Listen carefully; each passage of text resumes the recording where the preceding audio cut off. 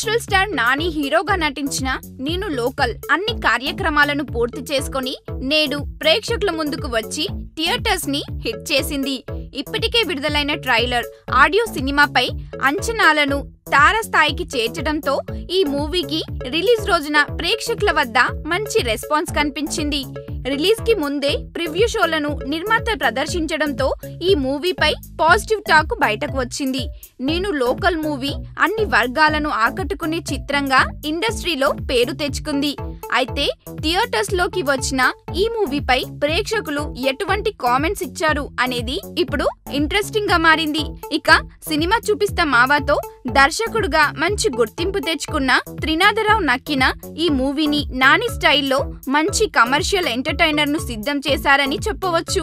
Nani timing, కామెడీని ప్రేక్షకులు బాగా enjoy చేశారని చెప్పవచ్చు.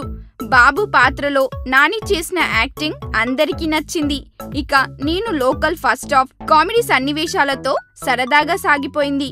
Nani comedy, Posani comedy, Nani, Keerthy Suresh chemistry first half ను బాగా ఆకట్టుకునే విధంగా చేశాయి. ఇక కీర్తి సురేష్, పోసానిల మధ్య జరిగిన కామెడీ సన్నివేశాలు ప్రేక్షకులను బాగా ఆకట్టుకున్నాయి. అయితే పోలీస్ స్టేషన్ లో జరిగే కామెడీ సన్నివేశాలకి ప్రేక్షకుల నుండి అంతగా రెస్పాన్స్ రాలేదని అంటున్నారు.